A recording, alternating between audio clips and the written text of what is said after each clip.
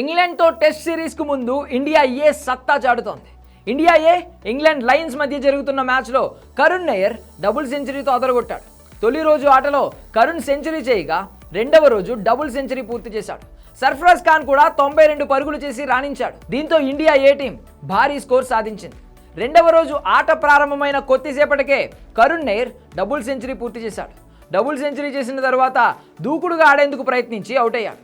281 బంతులు ఆడిన కరుణ్ నయ్యర్ 26 ఫోర్లు, ఒక సిక్సర్తో 204 పరుగులు చేయగా ధ్రువ్ జురేల్ 120 బంతుల్లో 94 పరుగులు చేసి అవుట్ అయ్యాడు. ఓపెనర్లు యశస్వి జైస్వాల్ 24, కెప్టెన్ అభిమన్యు ఈశ్వరన్ 8 పరుగులకే వెనుదిరిగారు.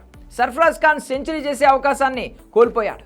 119 బంతులు ఆడిన సర్ఫరాజ్ 13 ఫోర్లతో 92 పరుగులు చేసి అవుట్ అయ్యాడు. తెలుగోడు నితీష్ కుమార్ రెడ్డి దారుణంగా విఫలమయ్యాడు.